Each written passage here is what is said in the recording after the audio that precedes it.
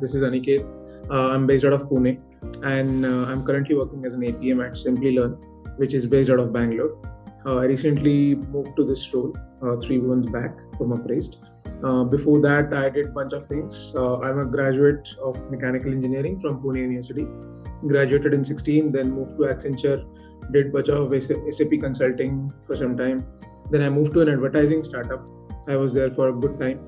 I was looking after marketing and growth. I also happened to do a small stint at a strategy consulting firm in Pune. So yeah, bunch of things, then transition to product.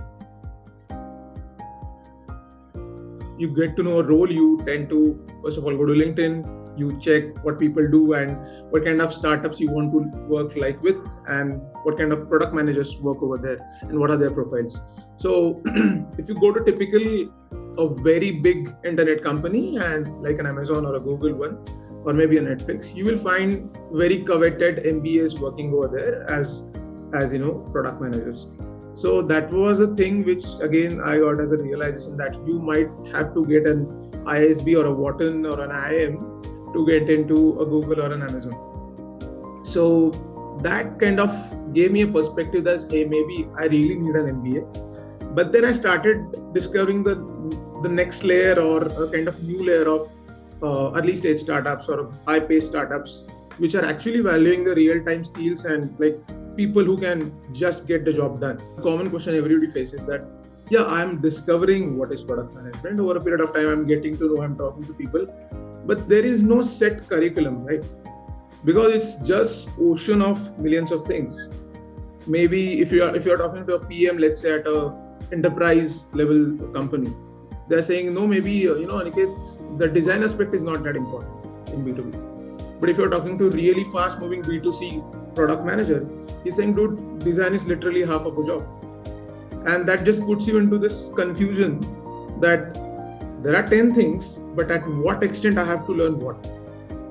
And that confusion was going in definitely my first month, second month, and third month of kind of exploring this role till I explored Upraised. Secondly, how a recruiter judges you on the basis of your skills.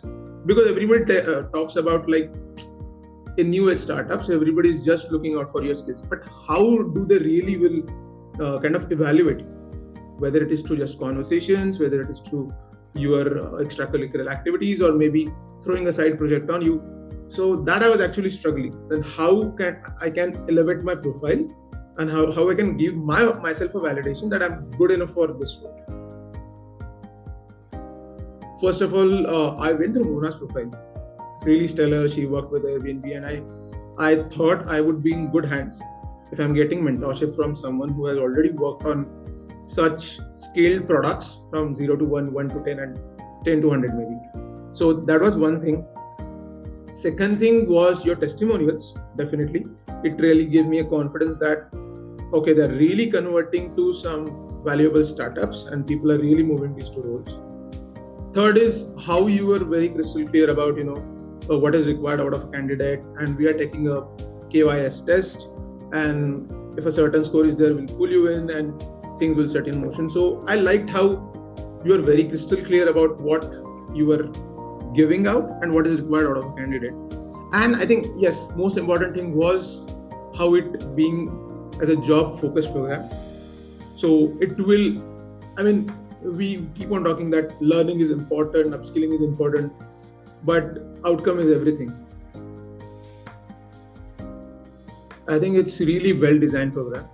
And I'm happy that you guys are continuously experimenting and it's a continuously evolving program. The first problem you guys thrown at me was, take a random guess at what would be the footfall, at Delhi metro station. That's a very random problem, a very consultative approach to that problem. And I was very bogged down that how I might be judged on my solution. So he gave me a comfort zone, like, Aniket, just go with your intent, like however you want to solve the problem, and let's rework on that problem. So this whole exercise of, approaching with your first kind of intent or your intuition, and then kind of getting a feedback and then reworking on it.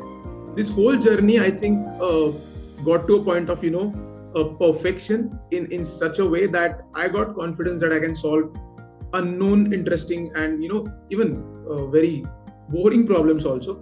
If you ask me, every phase was challenging, every phase was interesting, but in my opinion, the whole mock interview preparation was amazing.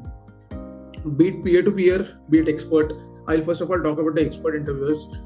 We have a great panel, first of all, and they try to give you feedback as crystal clear as possible.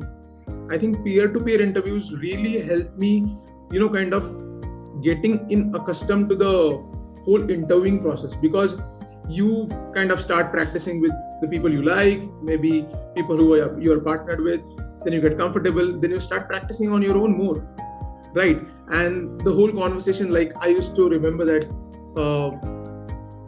we used to get a 45 minutes or a 1 hour slot for each, and then doing a peer-to-peer interview. But after a point of time, it started getting to a 3 hour, 4 hour conversation. And it was just pure brainstorming that how a same problem can be solved by another person with a different perspective.